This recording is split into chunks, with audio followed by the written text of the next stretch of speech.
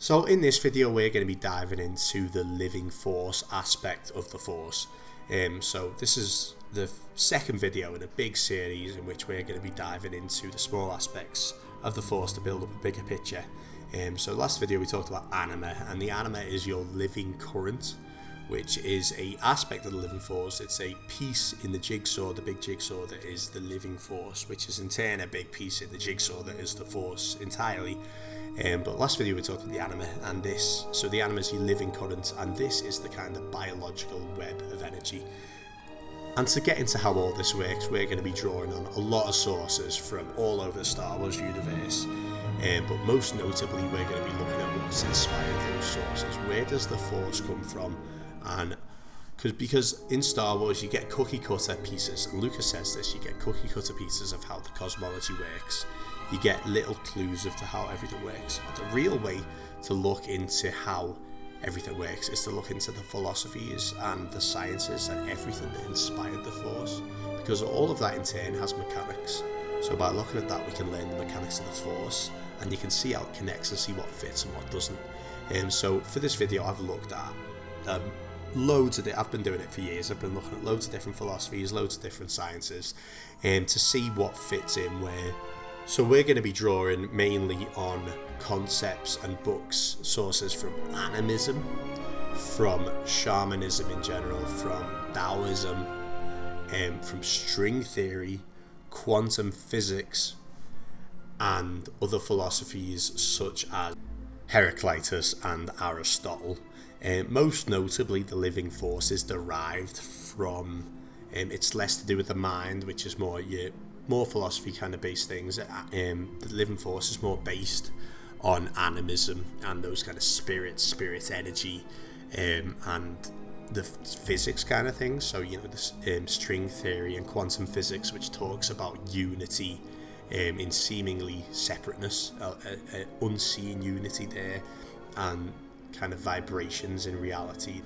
So the living force is the collective planetary biological field of life.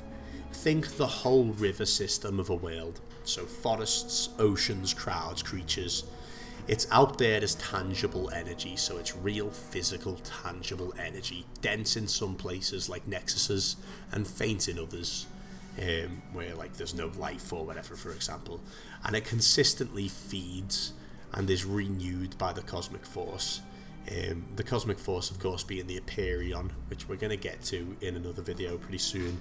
And that's essentially the background or the basin or the ocean that the river sits in, the rule or the measure or the space that the currents run inside. It's not localized, it's the whole backdrop, whereas the living force of course is the river itself, or the water within that river and stuff like that. And so the anima, what we talked about in the last video, the anima is your personal current of the force, so that flows through your body.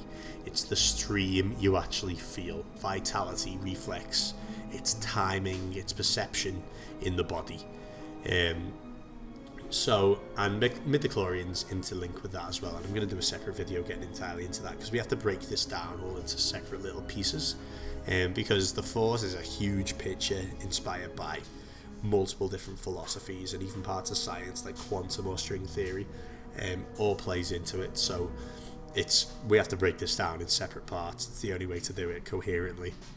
So the living force is the basis for reality. So think of the living force as a real wave-like field that arises wherever life thickens into ecosystems, if that makes sense. So it behaves like a physical medium that can carry patterns and intensify certain places and push back on you when you enter it. So like a dark side nexus like Kudaban or something. So forests, so something like the living force consists of things like, it's all living things, so like forests, reefs, cities, herds and crowds.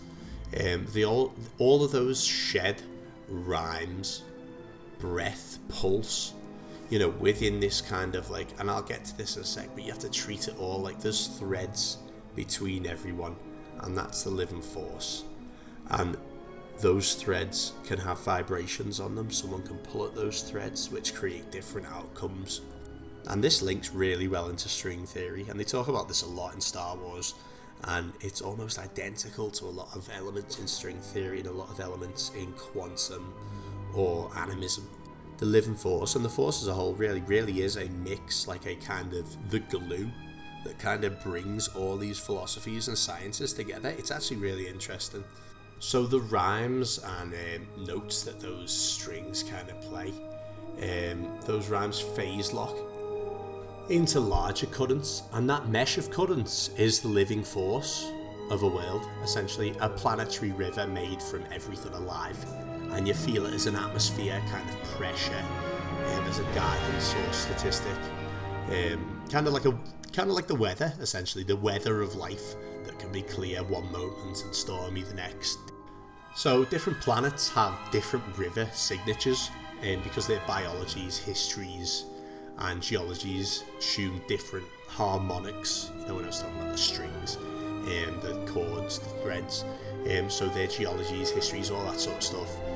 Tune different harmonics, play different rhythms, different rhymes, different tunes in the fabric of the force, in the fabric of reality. So for example, if you went to Kuraban does not sound like Dagobah, or Dagobah, however you want to fucking say it. It's a dark side nexus, right? Because the living field that resonates, it resonates a darker cloud, a denser chord in the strings.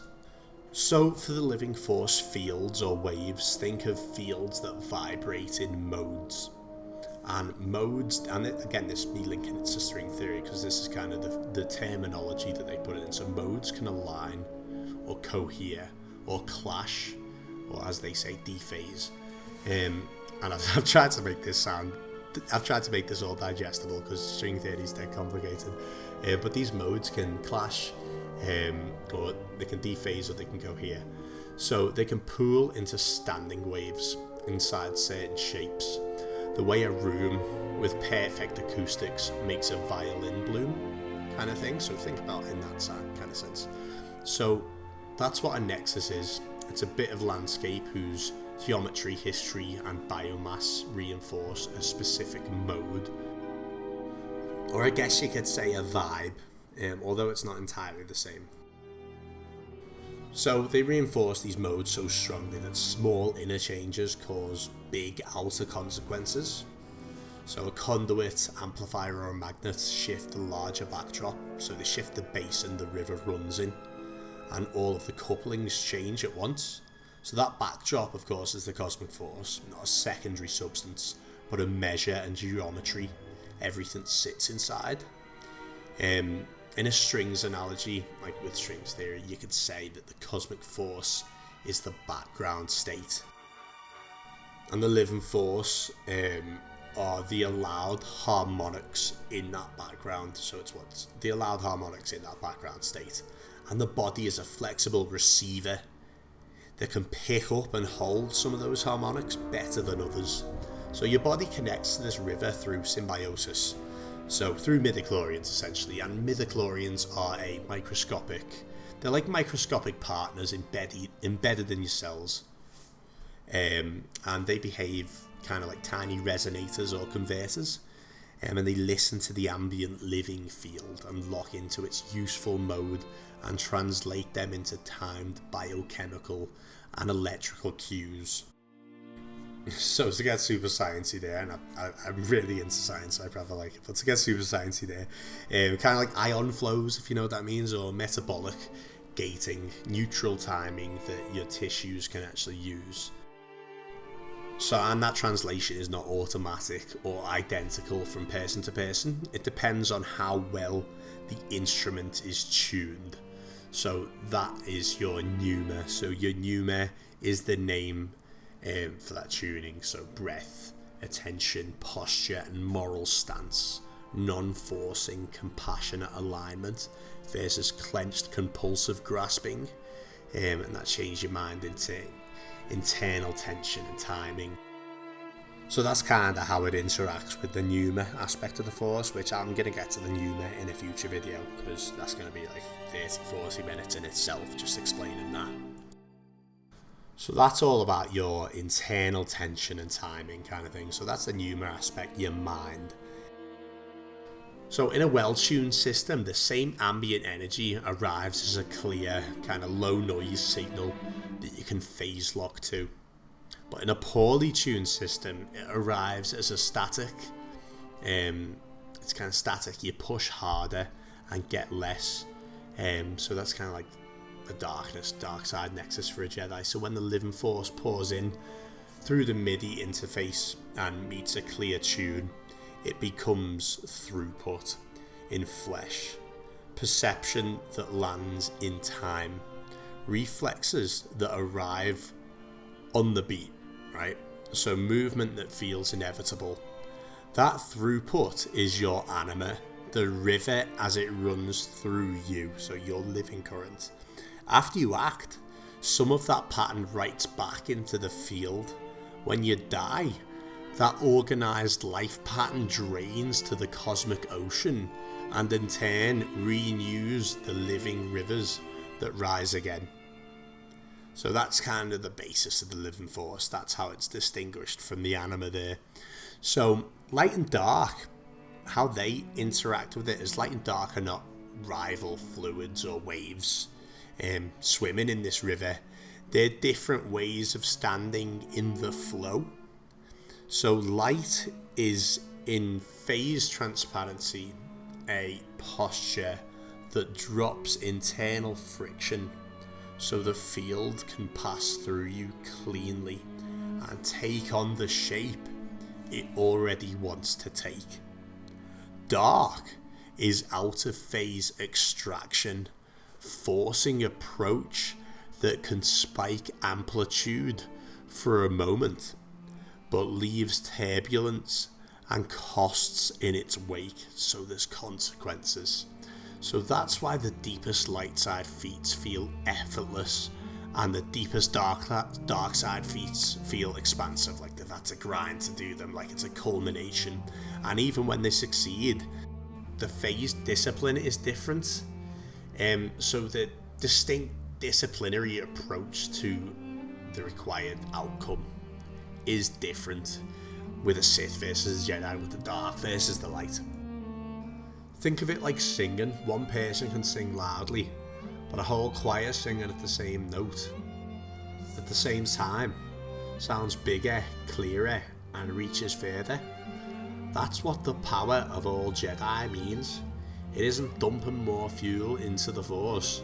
It's lots of Jedi getting in sync, so their small signals merge into one strong, clean signal, instead of a bunch of messy overlapping noises. So the true power of a Jedi is what phase-matched addition looks like. So it's not fuel poured into a tank, but one large, clean mode, singing through many receivers at once. And nexuses and spirits show the kind of other side of the mechanics. It's just kind of the net negative of a lot of the philosophies and the science, which isn't really real, but they kind of flipped it 180 to kind of show how the embodiments of evil and wrongdoing and everything kind of are. So a disembodied will is like an unbound wave, in a noisy room. So left alone, it diffuses, it persists when it finds a cavity that favours its frequencies, right? Or when it borrows a living receiver's array, or when ritual pumping keeps feeding coherence into a pattern. That's why altars, ichors and tombs, or blood links like effigies, the Talzin does, and kind of in witchcraft sort of stuff, they're engineered pockets of geometry and a chorus that substitutes for a personal body. So that's how Talzin is kind of powerful, even though she lacks a living force kind of presence. And it's also why a returned body or any healthy vessel with its own MIDI symbiosis is always stronger than that. It's biology itself. So biology is self-repairing. It's a self-repairing resonator, while a haunt or a kind of effigy sort of alchemy, illusion, ritual sort of power like Talzin needs a constant maintenance because she doesn't have a living force presence. So for example, imagine a voice with no body trying to sing in a loud, echoey room. If it isn't anchored to anything, the sound just fades and scatters. That's a disembodied will. That's a spirit, like Talzin or a Sith spirit. You do not fear me. No. Exist. You do not anymore.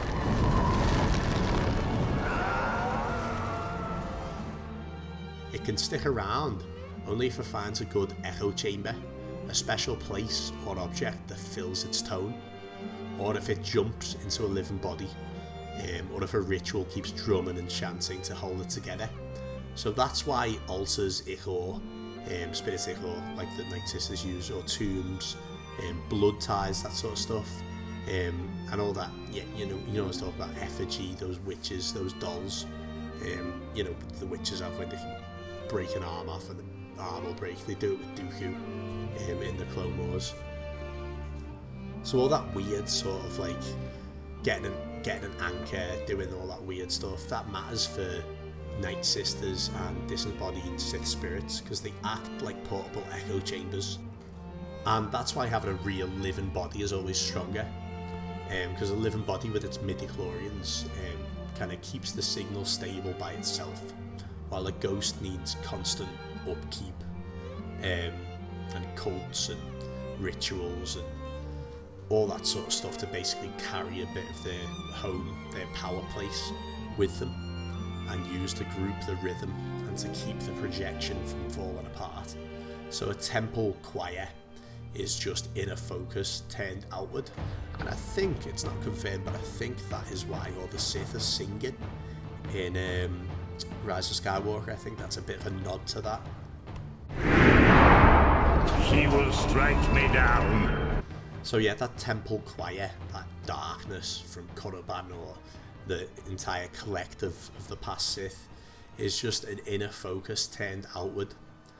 Now to map that out, the living force is just so obviously we talked about the spirits and all that sort of stuff. The living force is just a shared river of life in a place, so like a planet, and it's planetary bound, although it does have links through the light side and the dark side to other planets, and that's how they kind of the light side, the Jedi's influences, kind of how those planets kind of bind together as well. So the Jedi's influence binds those separate ecosystems, those separate wells of living force together, and creates one big whole web, and that's got to do with the light side. I'll get more into that in a video specifically dedicated towards the light side.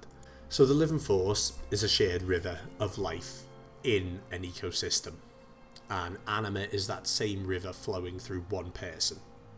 So Anakin, for example, Anakin Skywalker, he isn't special because he skips the river. He's special because the whole watershed, that whole area of watershed's basically like the whole river system, all that sort of stuff, it all bends towards Anakin.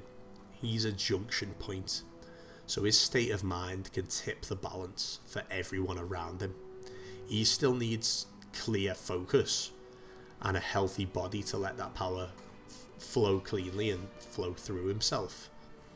But that's the idea there. And Mortis and similar places like that are rooms. Think of them as rooms with the volume and sensitivity cranked to the max, and in those rooms even a small change in your inner state can instantly change the world around you. So it's all reflections, and it's all commentary on this living force kind of state, and that Mortis arc and the Force Planet arc, it really gives us a lot of information on the Force and how it all works. So to keep everything simple, think of every planet as having its own river of life. And that river of life is the living force for that world. So all those rivers flow into one big ocean that everything shares, so the cosmic force. And that ocean rains back into the river. So planets don't usually talk straight river to river. They talk through the shared ocean. Big special events, a united Jedi chorus, so the light side, special doors, so ritual gates or something like that, or once in an era, people like Anakin, so the chosen one, can throw a temporary bridge from one river to another, and bring balance in that way, direct balance. So Anakin embodies the balance, so that's what he does.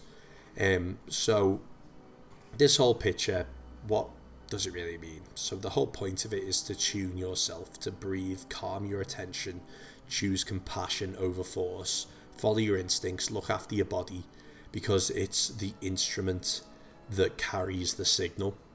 Learn the rhythm of the place you're in and flow with it. So some spots are loud, some quiet. Don't shove the current, move with it, flow, let go and flow. So when you do, the force stops feeling like a thing you push and starts feeling like a song you can hear, and one that hears you back.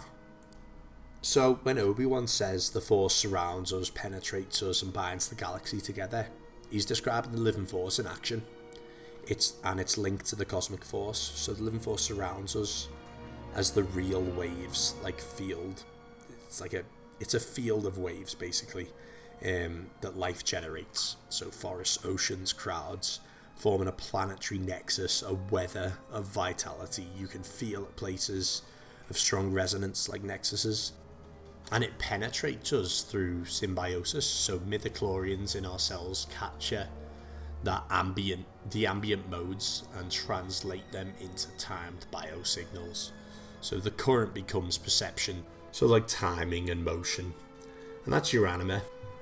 And it binds the galaxy because every world's living river drains into and is renewed by the cosmic force.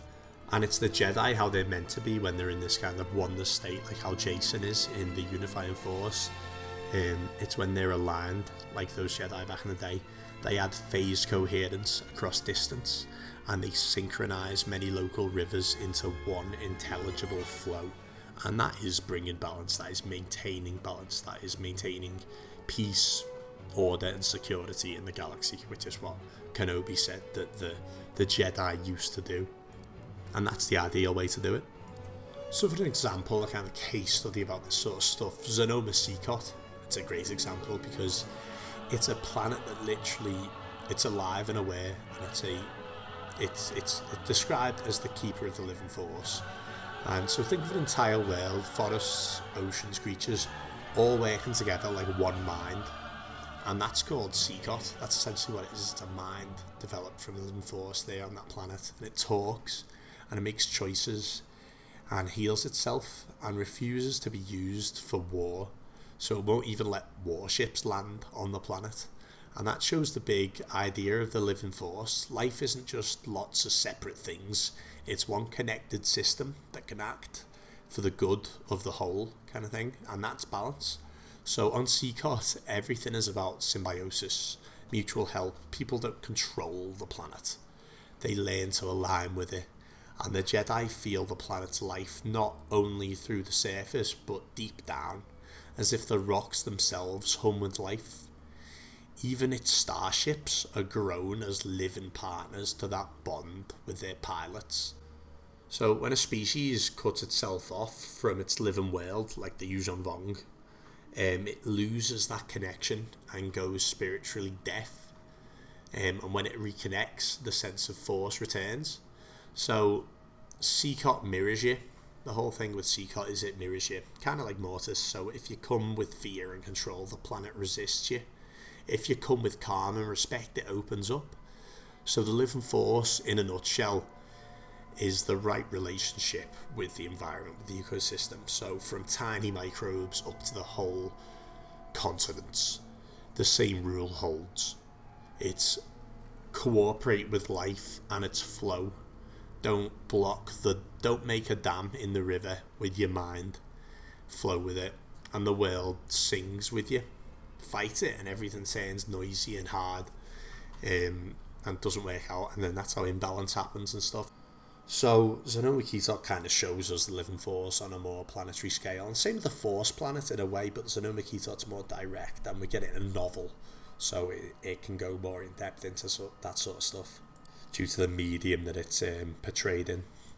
So you might recall the scene, or the line kind of thing, I guess you could call it, in The Phantom Menace, where Qui-Gon says, "Don't center on your anxieties, Obi-Wan. Keep your concentration here and now, where it belongs." But Master Yoda said I should be mindful of the future. But not at the expense of the moment. Be mindful of the living force, young Padawan. So the living force is the now. Qui-Gon says this, that's his point. The living force is the present moment.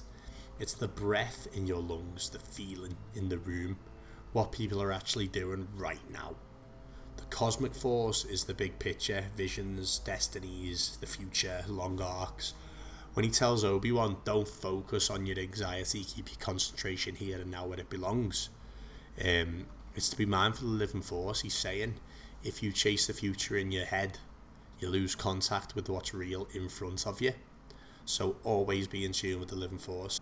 You can think of it kind of like driving. So the cosmic view is your GPS. It's where you're going to go. It shows you the map, how long you're going to get there. It's your GPS, so it's useful.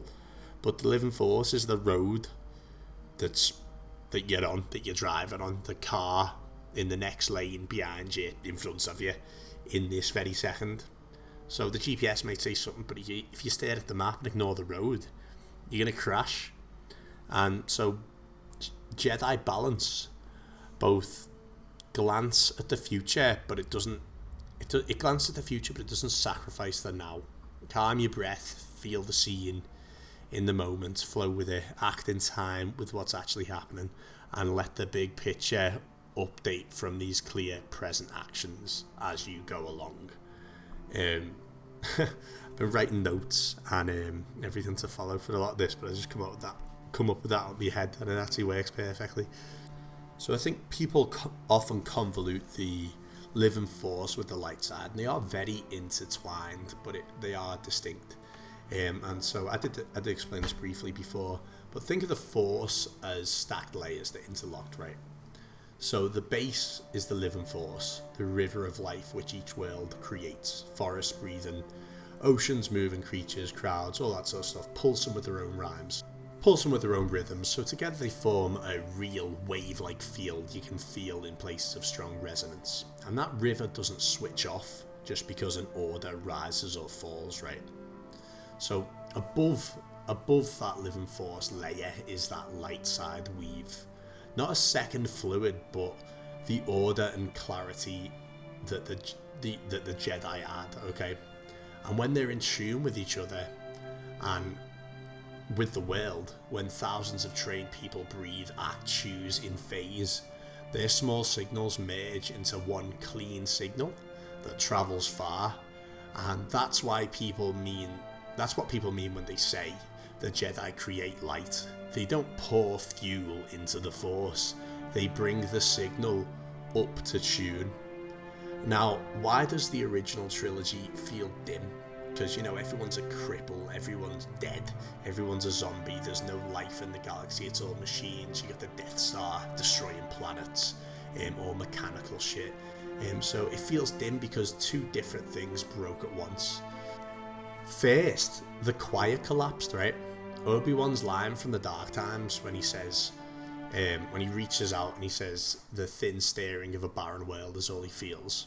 This is from The Last One Standing. And he realises that he used to sense a galaxy humming with the Jedi, and it no longer feeds him. So it describes the coral layer disappearing with the order gone. And that's big. That's a big steady harmony that isn't there to keep the current clear.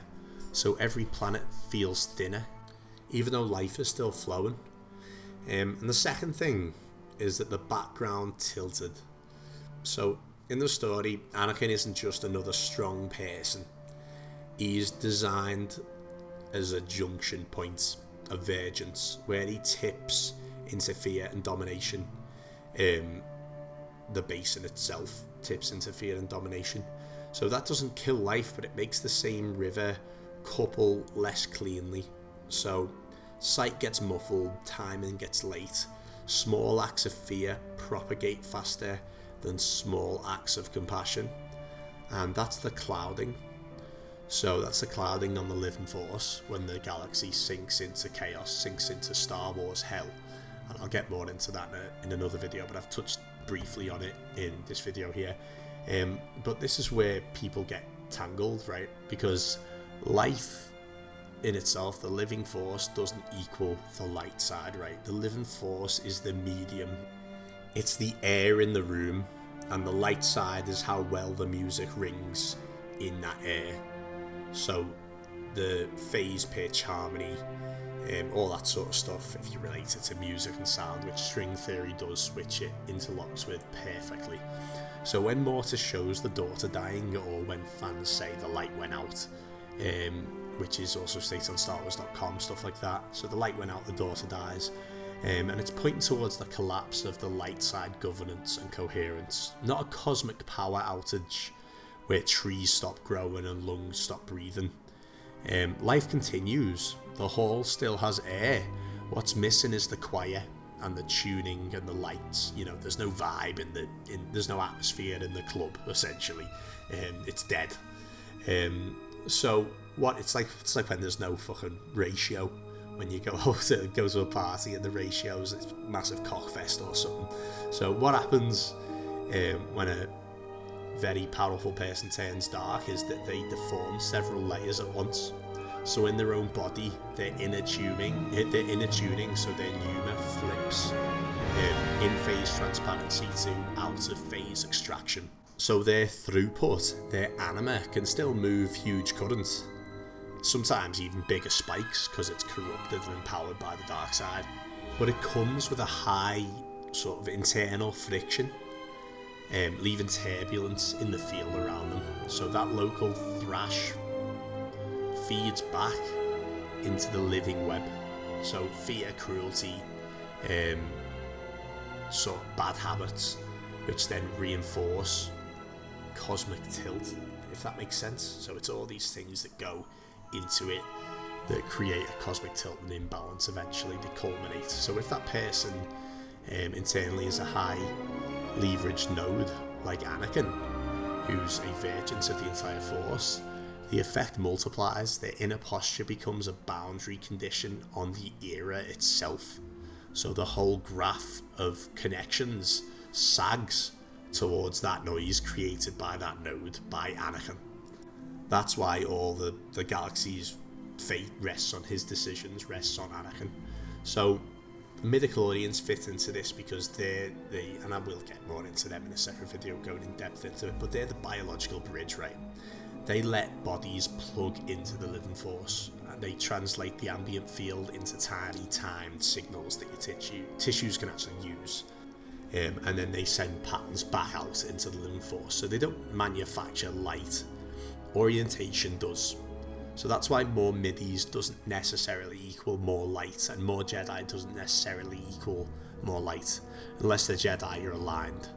So 10 singers on the same pitch sound bigger and cleaner than 100 shouting different notes. In the same way, a small number of well-tuned Jedi can raise clarity for whole regions, whereas vast numbers of out-of-tuned random people make louder noise, but they're not in tune, so it doesn't correlate, it doesn't add to that layer, you know what I mean? So each world has its own river of life with its own feel and its own strong places, but all those rivers drain into the same ocean, which of course is talked about as the cosmic force, and are all renewed from it. So worlds usually talk through that ocean, and the light side weave that the Jedi create rides that ocean to synchronize many local rivers at once. That's why the Order can help stabilize a galaxy, not just one city, because every temple seeds clarity in its worlds, and shared discipline keeps the local clarities in step with distant ones. But when the Order falls and chosen vergence is misaligned, you lose the choir and you lose the tilt and the basin, and the result is what we see in the original trilogy, which is twilight. It's dim. It's not dead, but it's dim. And then Luke obviously brings that back through fixing that twilight from within Anakin, essentially, because he's that node, that celestial node. So one of the things I see said quite a lot when I say the light side dies when the daughter dies and there's less power in the galaxy for Obi-Wan to draw off. People say, like, if the light died, why is there still life in the galaxy? And the answer is because light side clarity is a choir and a tuning, not the air itself. So the living force, the air, kept flowing.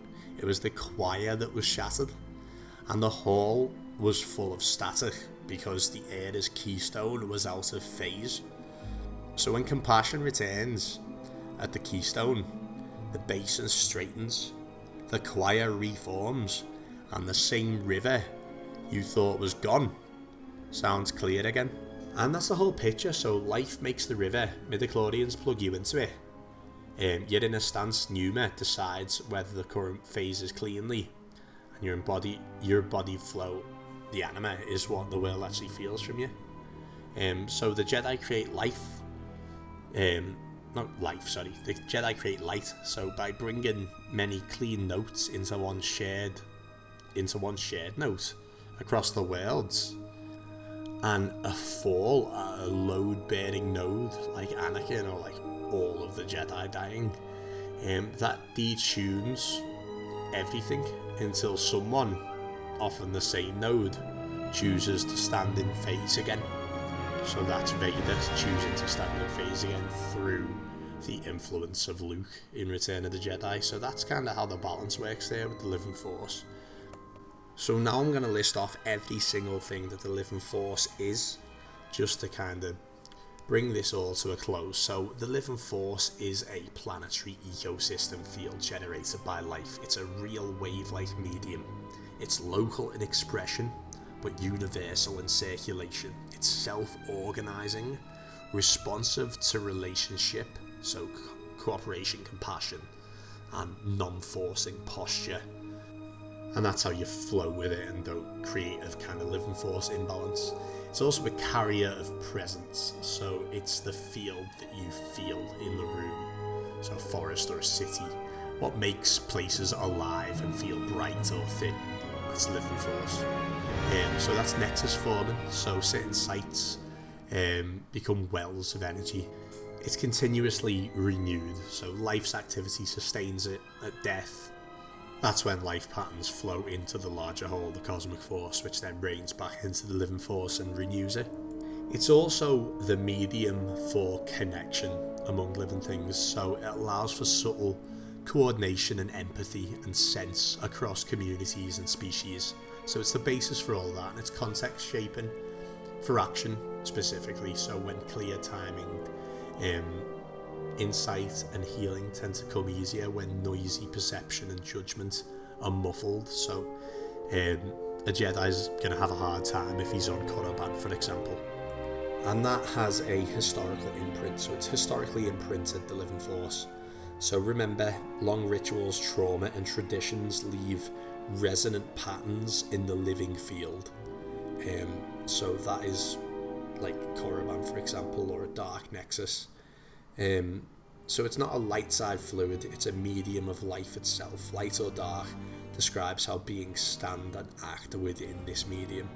So that's the living force anyway. If you learned something new, let me know. Leave a comment, leave a like, subscribe if you want. And yet next time I'm going to get into the light side, and then the daughter, and then I'm going to get into the pneuma.